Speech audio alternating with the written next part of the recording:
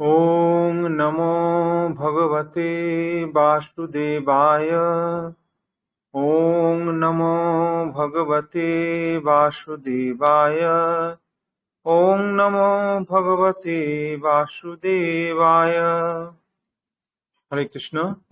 আমরা শ্রীমদ্ ভাগবত দ্বিতীয় স্কন্ধ প্রথম অধ্যায় ভগবত উপলব্ধির প্রাথমিক স্তর সেই অধ্যায় থেকে পাঠ করছিলাম। গতকাল আমরা ১৯ নম্বর শ্লোক অবধি পাঠ করেছিলাম। এই ১৬ থেকে ১৯ এই চারটি শ্লোকে অষ্টাঙ্গ যোগের কথা বলা হয়েছে। তো ১৯ নম্বর শ্লোকে ধ্যান এবং সমাধির কথা এখানে বলা হয়েছিল। আমি এটা আরেকবার পড়ছি অনুবাদটা। তারপর শ্রী বিষ্ণুর পূর্ণ শরীরের ধারণা থেকে বিচ্যুত না হয়ে একে একে তাঁর অঙ্গ প্রত্যঙ্গের ধ্যান করবে। তার ফলে মন ইন্দ্রিয়ের বিষয় থেকে মুক্ত হবে, অন্য কোনো কিছু চিন্তা করবে না। কেননা পরমেশ্বর ভগবান শ্রী বিষ্ণু হচ্ছেন পরম সত্য, অতএব তাতেই কেবল মন সম্পূর্ণরূপে প্রসন্নতা লাভ করে। গতকাল আমরা এই শ্লোকটা পড়েছিলাম। তাহলে এখানে বলা হলো যে ভগবানের বিভিন্ন অঙ্গ প্রত্যঙ্গের ধ্যান করতে বলা হচ্ছে, অন্য কিছু ধ্যান করতে বারণ করা হচ্ছে, নিষেধ করা হচ্ছে। ২০ নম্বর শ্লোক এবং ২১ নম্বর শ্লোকে, ২০ নম্বর শ্লোকে কি বলা হবে? এখানে ২০ নম্বর শ্লোকে বলা হবে যে ভগবানের এই ধারণার মাধ্যমে আমাদের শরীরে আমাদের সমস্ত কলুষতা নষ্ট হয়ে যায়, এইটা এখানে বলা হবে। ২০ নম্বর শ্লোকটা আমরা পাঠ করছি। রজোতমভ্যাম আক্ষিপ্তং বিমূঢ়ং মন আত্মনঃ যচ্ছেদ্ধারণয়া ধীর হন্তি ইয়া তৎকৃতং মলম। অনুবাদ: মন সর্বদাই রজগুণের দ্বারা বিক্ষিপ্ত এবং তমগুণের দ্বারা বিভ্রান্ত হয়।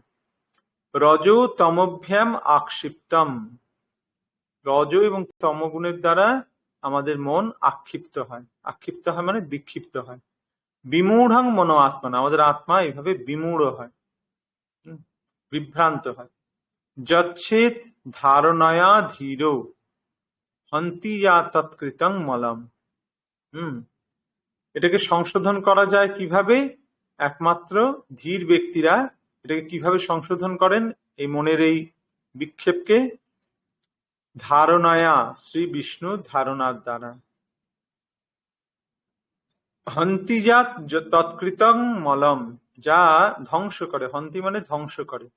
তৎকৃতং মলম, এই যে রজগুণ এবং তমগুণের দ্বারা আমাদের মনে যে মল, আমাদের যে কলুষতার সৃষ্টি হয়, সেটাকে ধ্বংস করার শক্তি আছে একমাত্র ভগবান শ্রী বিষ্ণুর ধারণার মাধ্যমে। অনুবাদ: মন সর্বদাই রজগুণের দ্বারা বিক্ষিপ্ত এবং তমগুণের দ্বারা বিভ্রান্ত হয়। রজগুণের দ্বারা বিক্ষিপ্ত হয় আর তমগুণের দ্বারা বিভ্রান্ত হয়।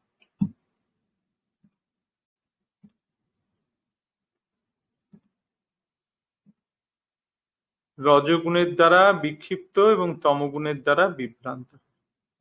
কিন্তু শ্রী বিষ্ণুর সম্বন্ধীয় ধারণার দ্বারা মনের এই বিরুদ্ধ প্রবৃত্তিগুলি সংশোধন করা কর্তব্য। এগুলো হচ্ছে মনের বিরুদ্ধ প্রবৃত্তি। শ্রী বিষ্ণুর ধারণার মাধ্যমে ভগবান শ্রী বিষ্ণুর চিন্তা করার ফলে কি হয়? মনের এই বিরুদ্ধ প্রবৃত্তিগুলি সংশোধন করা কর্তব্য, করা উচিত। কেননা শ্রী বিষ্ণুর ধারণায় রজ এবং তমগুণ প্রসূত সমস্ত মল অপনোদন করতে পারে। একমাত্র শ্রী বিষ্ণুর ধারণার মাধ্যমেই এই রজ ও তমগুণ প্রসূত থেকে যে সমস্ত কলুষতার সৃষ্টি হয় সেগুলো নষ্ট হতে পারে। তাহলে আমরা সবসময় রজগুণ এবং তমগুণে আচ্ছন্ন হয়ে রয়েছি, সত্যগুণ আমাদের মধ্যে খুব কম। তাই আমাদের উচিত শ্রী বিষ্ণুর ধারণা, শ্রী বিষ্ণুর ধারণার মাধ্যমে আমাদের রজগুণ এবং তমগুণ জাত মল নাশ হবে। তাৎপর্য: রজ ও তমগুণের দ্বারা প্রভাবিত ব্যক্তিরা ভগবত তত্ত্ব উপলব্ধি চিন্ময় স্তরে উন্নীত হওয়ার উপযুক্ত নয়। ভগবত তত্ত্ব উপলব্ধি করতে গেলে কমপক্ষে অন্তত সত্ত্বগুণে অধিষ্ঠিত হতে হবে। রজগুণ এবং তমগুণে অধিষ্ঠিত থাকলে ভগবানকে উপলব্ধি করা, ভগবত তত্ত্ব উপলব্ধি করাই সম্ভব নয়। যারা রজগুণ এবং তমগুণের দ্বারা প্রভাবিত, তারা এইসব কথাগুলো বুঝতেই পারবে না। তারাই ভগবত গীতা, শ্রীমৎ ভাগবতের কথা তাদের মাথায় কিছু ঢুকবেই না। হয়তো তারা খুব পণ্ডিত, খুব বুদ্ধিমান, কিন্তু সাধারণ কথাগুলো তাদের মাথায় ঢুকবে না। কেন? তারা এই গুণের দ্বারা প্রভাবিত। আর ওই রজগুণ এবং তমগুণের দ্বারা যারা প্রভাবিত থাকে, তারা ভগবত উপলব্ধি চিন্ময় স্তরে উন্নীত হওয়ার উপযুক্ত নয়, কোয়ালিটি নেই। সত্যগুণে অধিষ্ঠিত ব্যক্তিরাই কেবল পরম সত্য হৃদয়ঙ্গম করতে পারেন। অন্তত সত্যগুণে অধিষ্ঠিত হলে তবেই সেই পরম সত্যকে হৃদয়ঙ্গম করার যোগ্যতা অর্জন করা যায়। রজ এবং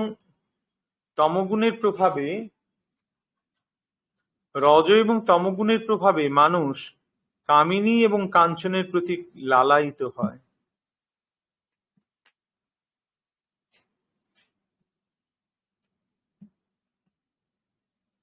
রজগুণ এবং তমগুণে কি হয়? কামিনী কাঞ্চনের প্রতি আসক্তি জন্মায়। আর যারা কামিনী কাঞ্চনের প্রতি অত্যন্ত আসক্ত, তাদের সেই প্রবণতা কেবল শ্রী বিষ্ণুর নির্বিশেষ রূপের নিরন্তর স্মরণের মাধ্যমেই সংশোধন করা যেতে পারে। কার আনমিউট হয়ে গেছে, এটা ঠিক করে নিন। যারা কামিনী কাঞ্চনের প্রতি অত্যন্ত আসক্ত, তাদের সেই প্রবণতা কেবল শ্রী বিষ্ণুর নির্বিশেষ রূপের নিরন্তর স্মরণের মাধ্যমে সংশোধন করা যেতে পারে। তারা তো সবিশেষ রূপের ধ্যান করতেই পারবে না। অন্তত নির্বিশেষ রূপের ধ্যান, ওই ওঙ্কারের ধ্যান করলেও, নিরন্তর স্মরণ করলেও তাদের এটা নষ্ট হয়ে যাবে। সাধারণত নির্বিশেষবাদী বা অদ্বৈতবাদীরা রজ এবং তমগুণের দ্বারা প্রভাবিত। এই ধরনের নির্বিশেষবাদীরা মনে করে যে তারা মুক্ত আত্মা। নির্বিশেষবাদীরা সাধারণত মনে করে আমরা মুক্ত আত্মা, কিন্তু পরম সত্যের চিন্ময় সবিশেষ রূপ সম্বন্ধে তাদের কোনো ধারণা নেই। ভগবান যে ব্যক্তি, তিনি যে পুরুষ, ভগবান শ্রীকৃষ্ণ সম্বন্ধে তাদের কোনো ধারণাই নেই। প্রকৃতপক্ষে পরম সত্যের সবিশেষ রূপ সম্বন্ধে অজ্ঞ হওয়ার ফলে তাদের হৃদয় কলুষিত। নির্বিশেষবাদীরা এবং মায়াবাদীরা তারা কলুষিত কেন? তারা ভগবানের সবিশেষ রূপকে মানে না। সেটা হচ্ছে অপরাধ। শ্রীমদ্ ভগবদ গীতায় বলা হয়েছে যে বহু বহু জন্মের পর নির্বিশেষ দার্শনিকেরা পরমেশ্বর ভগবানের শরণাগত হন। বহুনাং জন্মনামন্তে জ্ঞানবান মাং প্রপদ্যতে। যখন সে বহু বহু জন্মের পর এই জ্ঞানে উপনীত হয় যে বাসুদেব সর্বমিতি সমহাত্মা সুদুর্লভ, সে যখন বুঝতে পারে যে ভগবান শ্রী বাসুদেব, ভগবান শ্রীকৃষ্ণ, তিনি সবকিছুর কারণের কারণ, তিনি পরম কারণ, এটা যখন সে বুঝতে পারে, বাসুদেব সর্বম ইতি, তিনি সবকিছুই, তখন তিনি জ্ঞানবান হন এবং তখন তিনি ভগবানের শরণাগত হন। জ্ঞানবান মাং প্রপদ্যতে। আর যখন তিনি প্রপত্তি করেন অর্থাৎ শরণাগত হন, তখন তিনি স্বমহাত্মা সুদুর্লভ, তখন তিনি মহাত্মায় পরিণত হন। তো ভগবানের সবিশেষ রূপের উপলব্ধির যোগ্যতা অর্জনের জন্য পারমার্থিক মার্গে অনভিজ্ঞ নির্বিশেষবাদীদের সর্বেশ্বরবাদ দর্শনের মাধ্যমে সবকিছুর মধ্যে ভগবানকে দর্শন করার সুযোগ দেওয়া হয়। যেহেতু তারা নির্বিশেষবাদী, তারা ভগবানের সবিশেষ রূপ বুঝতে পারে না, তাই তাদেরকে বলা হয় যে ভগবান তো সবকিছুর মধ্যেই আছেন, তাই সবকিছুর মধ্যে ভগবানকে দর্শন করো। ইট, কাঠ, পাথর, হ্যাঁ এটাও ভগবানের একটা রূপ, হ্যাঁ প্রকৃতি, এটাও ভগবানের একটা রূপ। এইভাবে তাদের সর্বেশ্বরবাদ, মানে সবকিছুর মধ্যেই ভগবান রয়েছে, এইভাবে তারা দেখতে তাদেরকে অনুপ্রাণিত করা হয়। সর্বেশ্বরবাদের সর্বোচ্চ স্তরের অনুশীলনকারীকে পরম সত্যের নির্বিশেষ ধারণা পোষণ করতে দেওয়া হয় না। ভগবান যে নির্বিশেষ, তখন তার মন থেকে এইটাকে দূর করে দেওয়া হয় যে ভগবান নির্বিশেষ নন, তিনি সর্বেশ্বর, তিনি সব কিছুর মধ্যে রয়েছেন। এই পাহাড়, এগুলো হচ্ছে ভগবানের অস্থি, ভগবানের হাড়, হ্যাঁ, এই যে গাছপালা, এগুলো হচ্ছে ভগবানের রোম। এইভাবে ভগবানের বিরাট রূপের সঙ্গে আমাদের দর্শনীয় সমস্ত কিছুর সেখানে তুলনা করা হয়, করে এইভাবে তার সবিশেষ রূপের প্রতি তার আসক্তিটাকে আনার চেষ্টা করা হয়। পক্ষান্তরে জড়াশক্তির মাধ্যমে পরম তত্ত্বকে অনুভব করার প্রয়াস করা হয়। এই জড়াশক্তির মাধ্যমে পরম তত্ত্বকে অনুভব করার প্রয়াস করা হয়। এটাই হচ্ছে বিরাট রূপ। জীবের সেবা করার স্বাভাবিক প্রবণতার মাধ্যমে জড়া প্রকৃতি প্রসূত সবকিছুকেই চিন্ময়ত্ব প্রদান করা যায়। জীবের সেবা করার স্বাভাবিক প্রবণতার মাধ্যমে জড়া প্রকৃতি প্রসূত সবকিছুকেই চিন্ময়ত্ব প্রদান করা যায়। যে সবকিছুই চিন্ময় হতে পারে, কারণ সবকিছুর মধ্যেই ভগবান আছেন। হ্যাঁ, তো ভগবানের শুদ্ধ ভক্ত জানেন কিভাবে সেবাবৃত্তির দ্বারা সবকিছুকেই চিন্ময় অস্তিত্বে রূপান্তরিত করা যায়, এবং এই ভক্তির মাধ্যমেই কেবল সর্বেশ্বরবাদকে সার্থক করা সম্ভব। ভক্তির মাধ্যমেই সর্বেশ্বরবাদ সার্থক রূপান্তর হয়। কেন? কারণ সে তখন বুঝতে পারে যে সবকিছুর মধ্যেই ভগবানকে আছে। আর যারা নির্বিশেষবাদী, তাদের যে ধারণাটা যে সবকিছুর মধ্যেই ভগবান আছে, সেটা একটা ঠিক উপলব্ধ জ্ঞান নয়, সেটা একটা তারা মানে ধরে নিচ্ছে যে হ্যাঁ এটা ভগবানের এটা ভগবানের এইভাবে তাদেরকে একটা ধারণা দেওয়া হচ্ছে। কিন্তু যিনি ভক্ত, তিনি প্রকৃতপক্ষে বুঝতে পারেন যে অন্নান্তরস্থং পরমাণুচয়ান্তরস্থং। যেমন প্রহ্লাদ মহারাজ, তিনি সর্বত্র হরিকে দেখছেন। তার বাবা তাকে জিজ্ঞেস করছেন তোমার হরি কোথায়? বলছে হরি সর্বত্র রয়েছে। বলছে অনু পরমাণুর মধ্যে তিনি রয়েছেন। বলছে এই থামের মধ্যে, এই স্তম্ভের মধ্যে তিনি আছেন? বলছে হ্যাঁ এখানে তো আছে, আমি দেখতে পাচ্ছি। তখন হিরণ্যকশিপু সেই স্তম্ভটাকে ভেঙে ফেলল, আর সেখান থেকে ভগবান নৃসিংহ রূপ ধারণ করে বেরিয়ে এলেন। তো এই যে প্রহ্লাদ মহারাজ, তিনি হচ্ছেন ভক্ত। তিনি এই যে সর্বেশ্বরবাদকে সার্থক করা সম্ভব, তিনি সর্বেশ্বরবাদকে সার্থক করেছেন। তিনি সর্বত্র ভগবান হরিকে দর্শন করছেন। কিন্তু যারা নির্বিশেষবাদী, তারা সেটা পারে না। তারা চেষ্টা করে খানিকটা, কৃত্রিম ভাবে তারা খানিকটা চেষ্টা করে, করতে করতে এক সময় তারা বুঝতে পারে যে ভগবান সবিশেষ, এবং ভক্তিপথে তখন তারা আসে। শ্লোক সংখ্যা 21। যস্যাং সন্ধ্যার্যমানানাং যোগিন ভক্তি লক্ষণা আশু সম্পদ্যতি যোগ আশ্রয়ং ভদ্রমীক্ষতঃ। হে রাজন, এই প্রকার স্মরণের দ্বারা, কি স্মরণ বলেছিল আগে? শ্রী বিষ্ণুর স্মরণ করতে হবে। এই প্রকার স্মরণের দ্বারা এবং সর্বমঙ্গলময় ভগবানের সবিশেষ রূপ দর্শনের অভ্যাস করার ফলে, ভগবানের সবিশেষ রূপ দর্শনের অভ্যাস করার ফলে, ভগবানের সবিশেষ রূপ দর্শন কি করে হবে? এই যে আমরা অর্চা বিগ্রহ দর্শন করছি, এটা হচ্ছে ভগবানের সবিশেষ রূপ। দর্শন করার ফলে অচিরেই সাক্ষাৎ ভগবানের আশ্রয় লাভ করে তার প্রেমময়ী সেবায় যুক্ত হওয়া যায়। এটা করলে ধীরে ধীরে কি হবে? ভগবানের আশ্রয় লাভ হবে এবং তার প্রেমময়ী সেবায় যুক্ত হওয়া যায়।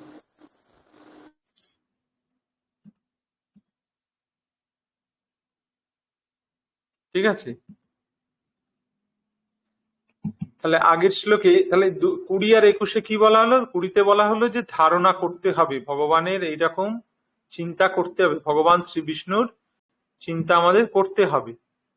তাহলে করলে কি হবে? আমাদের রজগুণ এবং তমগুণ প্রসূত যে সমস্ত মল আছে সেগুলো সব নষ্ট হয়ে যাবে। আর 21 নম্বর শ্লোকে কি বলা হচ্ছে? এই প্রকার স্মরণ করলে সর্বমঙ্গলময় ভগবানের সবিশেষ রূপ দর্শনের অভ্যাস করার ফলে অচিরেই সাক্ষাৎ ভগবানের আশ্রয় লাভ করে তার প্রেমময়ী সেবায় যুক্ত হয়। করলেই অচিরেই ভগবানের প্রেমময়ী সেবায় যুক্ত হবে, অর্থাৎ ভক্তিতে সে চলে আসবে। ভগবত ভক্তির প্রভাবেই কেবল যোগ সিদ্ধি লাভ করা যায়। সর্বেশ্বরবাদ বা সর্বত্র সর্বশক্তিমান ভগবানের উপস্থিতি অনুভব করার পন্থা মনকে শিক্ষা দেওয়ার এক প্রকার প্রণালী। এটা হচ্ছে মনকে শেখানোর একটা প্রণালী যে ভগবান সর্বত্র রয়েছেন। যার ফলে মন ভগবত ভক্তির ধারণায় অভ্যস্ত হয়।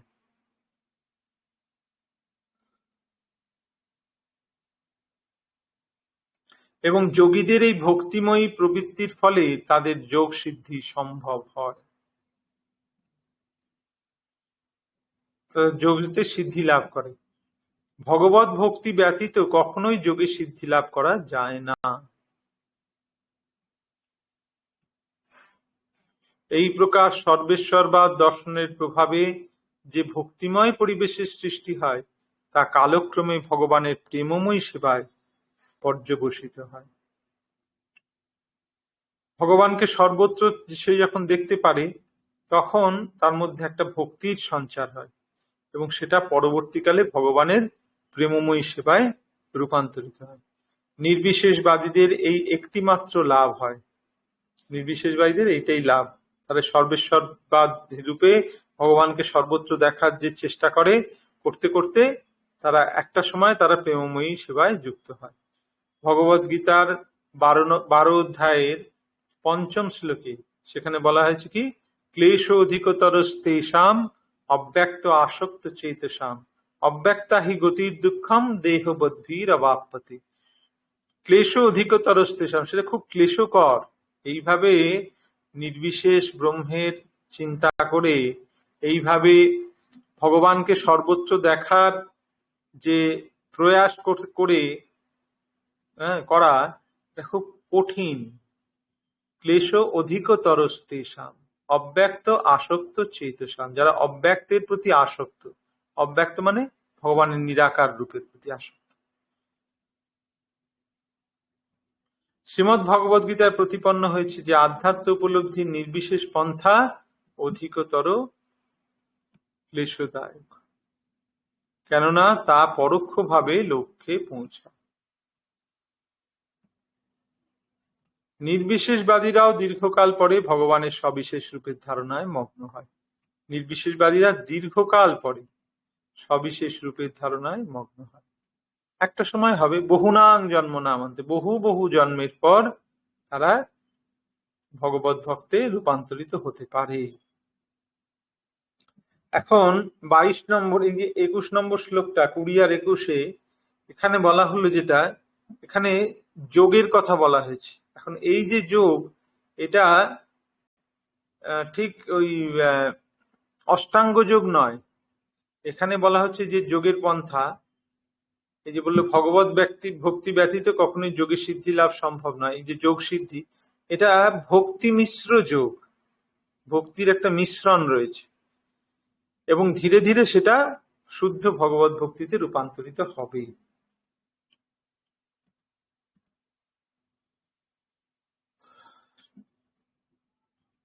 এখন শ্লোক সংখ্যা 22।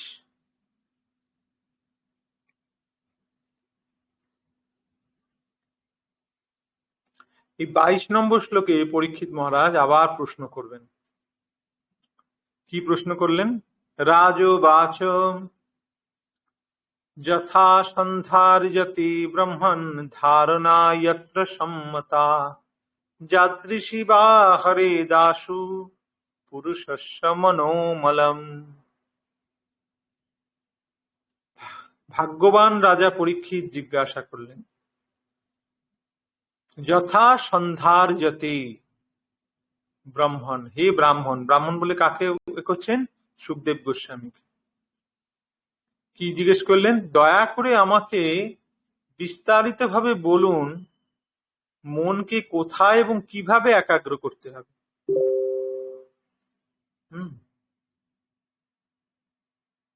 মনকে কোথায় কিভাবে একাগ্র করতে হবে সেটা আপনি আমাকে বলুন। এই যে ব্রহ্মণ ধারণা যত্র সম্মতা, কিভাবে ধারণা করতে হবে, কিসের ধারণা করতে হবে, কিসের চিন্তা করতে হবে। সম্মতা মানে সংক্ষেপে আমাকে বলুন। যাদৃশী বা হরে দাসু পুরুষস্য মনোমলম, যা এই প্রকার ধারণার দ্বারা যার ফলে মনের সমস্ত কলুষ দূর করা যায়। পুরুষস্য মনোমলম। এবং হরে দাসু, হরেত আশু, হরেত আশু মানে সমূলে বিনাশ করে, আশু মানে শীঘ্রই। শীঘ্রই মানুষের মনের মল সমূলে নষ্ট করে। তাহলে ভাগ্যবান রাজা পরীক্ষিত জিজ্ঞাসা করলেন, হে ব্রাহ্মণ, দয়া করে আমাকে বিস্তারিতভাবে বলুন, মনকে কোথায় এবং কিভাবে একাগ্র করতে হবে এবং কিভাবে ধারণা স্থির করতে হবে, যার ফলে মনের সমস্ত কলুষ দূর করা যায়। খুব ভালো প্রশ্ন।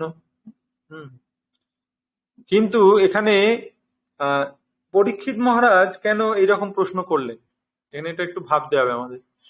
পরীক্ষিত মহারাজ তো ভক্ত, তো তিনি তো ওই নির্বিশেষ রূপে ধারণা করতে চান না। ভক্ত কখনো ভগবানের নির্বিশেষ রূপে ধ্যান করতে চায় না।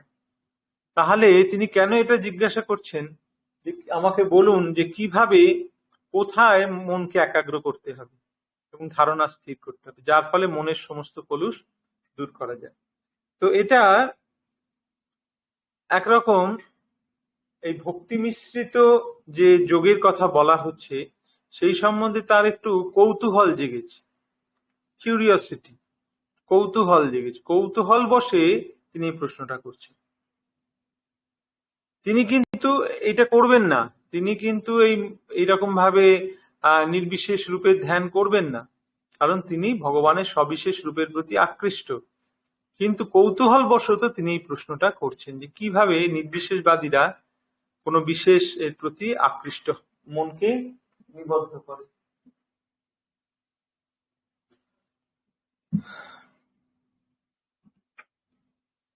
তাৎপর্য,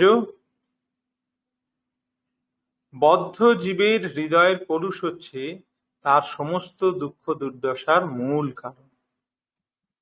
বদ্ধ জীবের হৃদয়ের কলুষ হচ্ছে তার সমস্ত দুঃখ দুর্দশার মূল কারণ। বদ্ধ জীব জড়জগতে নানা প্রকার দুঃখ দুর্দশায় জর্জরিত, কিন্তু যেহেতু সে অজ্ঞানের অন্ধকারে আচ্ছন্ন, তাই জড়জগতে দীর্ঘ কারাবাসের ফলে সঞ্চিত আবর্জনাজনিত দুঃখ দুর্দশা দূর করতে পারে না।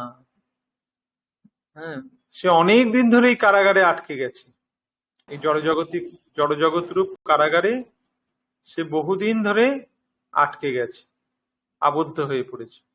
এবং তার ফলে কি হয়েছে, এখানে দীর্ঘ কারাবাসের ফলে সঞ্চিত আবর্জনা, প্রচুর আবর্জনার সঞ্চয় করেছে এবং তার ফলে দুঃখ দুর্দশা সে আর দূর করতে পারে না। তার প্রকৃত কর্তব্য হচ্ছে পরমেশ্বর ভগবানের ইচ্ছা অনুসারে তার সেবা করা, কিন্তু তার হৃদয় অভ্যন্তরস্থ কলুষের প্রভাবে সে তার কামনা বাসনা সেবা করতে চায়। কি অদ্ভুত একটা পরিস্থিতি। এক তো সেই কারাগারে আটকে পড়েছে, এই কারাগারে আটকে বহুদিন ধরে সেখানে থাকার ফলে প্রচুর নোংরা একত্রিত করেছে হৃদয়ের মধ্যে। এখন এই কলুষতা ভেতরে থাকলে তার ভগবানের সেবা করার ইচ্ছা হবে না, আর ভগবানের সেবা না করলে তার ভেতরের এই কলুষ নষ্ট হবে না। তাহলে একটা একটা মানে কি বলবো, এটা এমন একটা চক্রের মধ্যে পড়ে গেছে যে একটা আর একটাকে বাড়িয়েই যাবে, ক্রমশ তার কলুষতা বাড়তেই থাকবে। কারণ সে কখনোই এই কামনা বাসনা ত্যাগ করতে চাইবে না, সে কামনা বাসনার সেবা করতে চাইবে, সে ভগবানের সেবা করতে চাইবে না। আর যতক্ষণ না সে ভগবানের সেবা করছে ততক্ষণ পর্যন্ত তার এই কলুষতা দূর হবে না, তাহলে সে কখনোই এখান থেকে মুক্তি পেতে পারবে না। এই সমস্ত সেবা তাকে যথার্থ শান্তি দেওয়ার পরিবর্তে নতুন নতুন সমস্যার সৃষ্টি করে তাকে জন্ম মৃত্যুর আবর্তে বেঁধে রাখে। কোন কোন সেবা? কামনা বাসনার সেবা। সেই কামনা বাসনার সেবা করতে করতে কি হয়, যথার্থ শান্তি তো সে পায় না, নতুন নতুন সমস্যার সৃষ্টি করে তাকে জন্ম মৃত্যুর আবর্তে বেঁধে রাখে। জন্ম মৃত্যুর আবর্তে সে বেঁধেই থাকবে, ঘুরপাক খেতেই থাকবে। সকাম কর্ম এবং মনোধর্ম প্রসূত জ্ঞানরূপী কলুষ কেবল পরমেশ্বর ভগবানের সঙ্গ প্রভাবেই দূর হতে পারে। সকাম কর্ম এবং মনোধর্ম প্রসূত জ্ঞানরূপী কলুষ, অর্থাৎ নির্বিশেষবাদ মায়াবাদ, সেটা হচ্ছে জ্ঞানরূপী কলুষ। ঠিক আছে, আর একটা হচ্ছে সকাম কর্ম। এই দুটো নষ্ট হতে পারে কিসের প্রভাবে? কেবল পরমেশ্বর ভগবানের সঙ্গ প্রভাবেই দূর হতে পারে। সর্বশক্তিমান ভগবান অচিন্ত শক্তির প্রভাবে তার সঙ্গ দান করতে পারেন। তাই যারা ভগবানের সবিশেষ রূপে তাদের বিশ্বাস স্থির করতে অক্ষম, তাদের তিনি তার বিরাট রূপের সঙ্গ লাভ করার সুযোগ দেন। ভগবান সুযোগ দেওয়ার জন্য অপেক্ষা করে আছেন। তিনি অর্চা বিগ্রহ রূপে, সবিশেষ রূপে তিনি মন্দিরে রয়েছেন। আমরা তার প্রতি আকৃষ্ট হতে পারি, তার সেবা করতে পারি। আর যারা নির্বিশেষ সবিশেষ রূপের প্রতি আকৃষ্ট নয়, বিশ্বাস করতে পারে না, তাদের জন্য ভগবান বিরাট রূপ সম্বন্ধে ধারণা দিয়েছেন। সেই বিরাট রূপের সঙ্গ করার সুযোগ তারা লাভ করতে পারে। ভগবানের বিরাট নিরাকার রূপ তার অসীম শক্তির প্রকাশ। যেহেতু শক্তিমান এবং শক্তি অভিন্ন, তাই তার বিরাট রূপের নিরাকার ধারণাও বদ্ধ জীবকে পরোক্ষভাবে তার সান্নিধ্য লাভে সাহায্য করে। ভগবানের শক্তি এবং ভগবান অভেদ, কোনো পার্থক্য নেই। আজকে সকালে যারা প্রভুপাদের ক্লাসের বঙ্গানুবাদটা শুনেছেন, সেখানে এই কথাটা প্রভুপাদ বলেছেন। শক্তি শক্তিমতয়োর অভেদ। শক্তি এবং শক্তিমান এরা অভেদ, তাদের মধ্যে কোনো পার্থক্য নেই। তো এই যে জড়া প্রকৃতি, সেটা তবে একটু পার্থক্য রয়েছে। সেই পার্থক্যটা হচ্ছে যে শক্তি শক্তিমানের অধীন, এইটুকু, আর কিছু না। তো এই জড়া প্রকৃতি ভগবানের শক্তির প্রকাশ, বহিরঙ্গা শক্তির প্রকাশ। তো সেই বহিরঙ্গা শক্তির প্রতি আকৃষ্ট হয়ে যদি কেউ তার ধারণা করতে পারে, তাহলে সেটাও পরোক্ষভাবে সান্নিধ্য লাভে সাহায্য করে। এটাও ভগবানের সান্নিধ্য লাভের একটা পরোক্ষ পন্থা, ইনডাইরেক্ট ওয়ে, ডাইরেক্ট ওয়ে নয়। যেমন ধরুন, একটু এরকম ভাবে যদি বলা যায় যে কেউ সরাসরি প্রধানমন্ত্রীর সঙ্গে তার আলাপ হয়ে গেছে, সে প্রধানমন্ত্রীর সঙ্গে সরাসরি সম্পর্ক করেছে, ঠিক আছে, সে ডাইরেক্ট গিয়ে প্রধানমন্ত্রীর সঙ্গে কথা বলে, তার ঘরে ঢোকে, তাকে খাওয়ায়, তার সঙ্গে খায়, তার সঙ্গে বসে, তার সঙ্গে ঘুরে, ঠিক আছে, এটা হচ্ছে সবিশেষ রূপ, ডাইরেক্ট তার সঙ্গে লেনদেন করছে। আর একজন, সে প্রধানমন্ত্রীর কাছে যেতে পারছে না, সে কি করছে, সে প্রধানমন্ত্রীর অন্য সমস্ত তার বাড়ির যে সমস্ত জিনিসগুলো, সেইগুলোর রক্ষণাবেক্ষণ করছে। সে ভাবছে এই গাড়িটা প্রধানমন্ত্রীর গাড়ি, আচ্ছা এই বাড়িটা প্রধানমন্ত্রীর, এই খাটটা এটা প্রধানমন্ত্রীর খাট। সে সবকিছুকেই প্রধানমন্ত্রীর জিনিস রূপে, আসবাবপত্র, জিনিস, ঘর, তার বাড়ির সমস্ত জিনিসগুলোকে সে তার সঙ্গে কানেক্ট করছে, যে এটা তিনি ইউজ করেন, এই জুতোটা ওনার, এটা এনার, এনাটা এই করতে করতে তার আলটিমেটলি সে কি করছে, সবসময়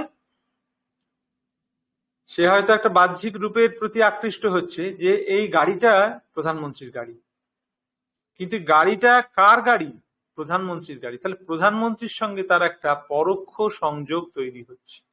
সেই রকম ভগবানের বিভিন্ন শক্তির যে প্রকাশ এই জড়জগৎ, কেউ যাচ্ছে হিমালয় দেখতে, হিমালয়কে দেখে ভাবে কি সুন্দর বিউটি, কি অপরূপ শোভা, কি অপরূপ সৌন্দর্য, কিন্তু এই সৌন্দর্যটা কার সৌন্দর্য? ভগবান বলছেন যে এই হিমালয় হচ্ছে আমার প্রকাশ।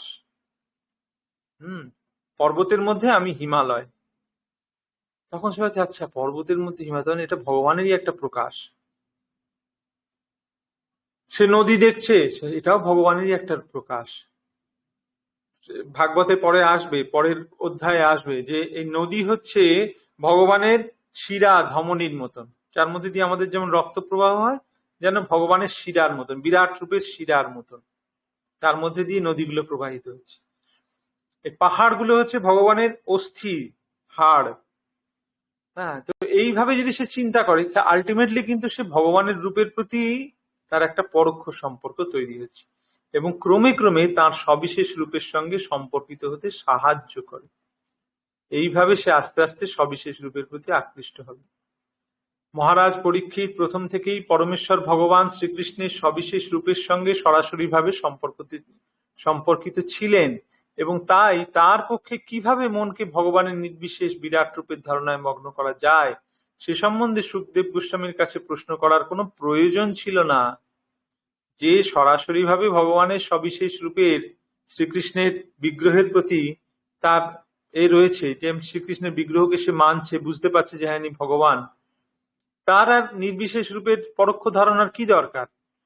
কিন্তু ভগবানের সচ্চিদানন্দ ঘন সবিশেষ রূপের ধারণা করতে অক্ষম ব্যক্তিদের মঙ্গল সাধনের জন্য তিনি বিস্তারিতভাবে এই বিষয়ে প্রশ্ন করেছিলেন।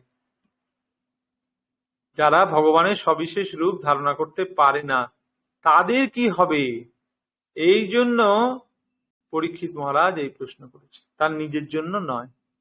অভক্তেরা কখনো ভগবানের সবিশেষ রূপের কথা চিন্তা করতে পারে না। খুব ইম্পর্টেন্ট জিনিস, অভক্তরা কখনো ভগবানের সবিশেষ রূপের কথা চিন্তা করতে পারে না। যেহেতু তারা অজ্ঞ, তাই রাম কৃষ্ণ আদি ভগবানের সবিশেষ রূপ তাদের কাছে অত্যন্ত বিরক্তকর। তারা বুঝতে পারে না, তারা ভাবে ফালতু জিনিস।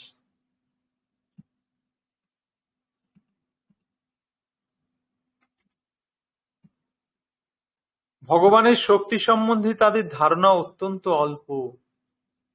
ভগবদ গীতায় ভগবান স্বয়ং বলেছেন যে মূর্খ মানুষেরা তাকে একজন সাধারণ মানুষ বলে মনে করে তাকে অবজ্ঞা করে। অবজানন্তি মাং মূঢ়া মানুষিং তনুমাশ্রিতা, তাকে মানুষ বলে মনে করে। এই সমস্ত মানুষেরা ভগবানের অচিন্ত শক্তি সম্বন্ধে সম্পূর্ণ অজ্ঞ। ভগবান তার অচিন্ত শক্তির প্রভাবে মানব সমাজে অথবা যে কোনো জীব সমাজে প্রকাশিত হতে পারেন। ভগবানের যে অচিন্ত শক্তি, সেটা এই অজ্ঞ মানুষেরা তারা ধারণা করতে পারেন। তার শক্তির প্রভাবে তিনি মানব সমাজে অবতীর্ণ হতে পারেন, তিনি শূকর রূপ ধারণ করে অবতীর্ণ হতে পারেন, তিনি মৎস্য রূপ ধারণ করে অবতীর্ণ হতে পারেন, তিনি নৃসিংহ রূপ ধারণ করতে পারেন, যে কোনো রূপ যে কোনো কিছু তিনি করতে পারেন, তার অচিন্ত শক্তি। তবুও তিনি সর্ব অবস্থাতেই সর্বশক্তিমান ভগবানই থাকেন। এরকম রূপ ধারণ করলেও তিনি সর্বশক্তিমান ভগবান। তাই যে সমস্ত মানুষ ভগবানের নিত্য সবিশেষ রূপ স্বীকার করতে পারে না, তাদের মঙ্গলের জন্য মহারাজ পরীক্ষিত সুখদেব গোস্বামীর কাছে প্রশ্ন করেছেন যে কিভাবে প্রাথমিক স্তরে সেই সবিশেষ রূপে মনকে নিবদ্ধ করা যায়।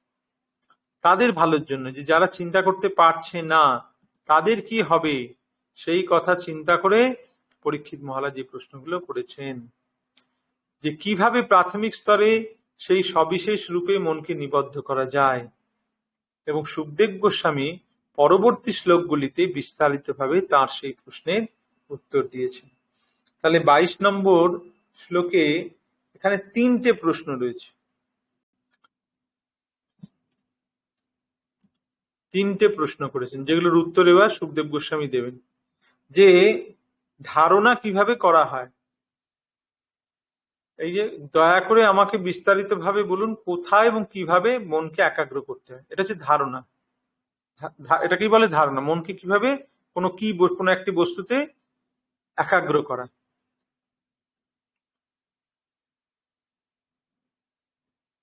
তারপরে কি বলছেন, যে কিসের উপরে ধারণা করতে হবে, ধারণার আশ্রয়টা কি, যেখানে বলা হয়েছে ধারণা আশ্রয়।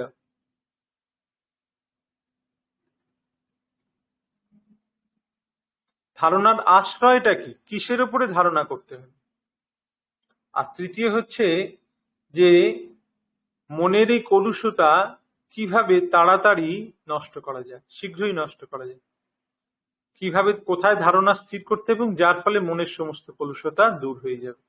এই 3টে প্রশ্নের উত্তর সুখদেব গোস্বামী পরবর্তী 23, 24, 25 এইখানে 3টে শ্লোকে তিনি এর উত্তর দেবেন। এবং একটি শ্লোকে পরবর্তী অধ্যায়ে যেখানে পরমাত্মা সম্বন্ধে আলোচনা হবে, সেখানে তিনি আরেকটি প্রশ্নের উত্তর দেবেন। তাহলে আজকে আমরা পরীক্ষিত মহারাজের এই 3টি প্রশ্ন আমরা এখানে আবার দেখলাম। এই 3টে প্রশ্ন কি, কিভাবে তারা ধারণা করবে, কিসে তাদের ধারণা করবে, কি বস্তুর প্রতি তারা ধারণা করবে, কিসে তাদের মনকে একাগ্র করবে, এবং কিভাবে মনের কলুষতা তাড়াতাড়ি নষ্ট হয়ে যাবে। এই তিনটে প্রশ্নের উত্তর 22 নম্বর শ্লোকে রয়েছে। 22 নম্বর শ্লোকের প্রশ্ন রয়েছে। 23 নম্বর শ্লোক থেকে শ্রী শুক বাচ, সুখদেব গোস্বামী এখানে 23 নম্বর শ্লোকে বলতে শুরু করবেন এর উত্তর। আজকে আমরা 22 নম্বর শ্লোক অব্দি পাঠ করলাম। আগামীকাল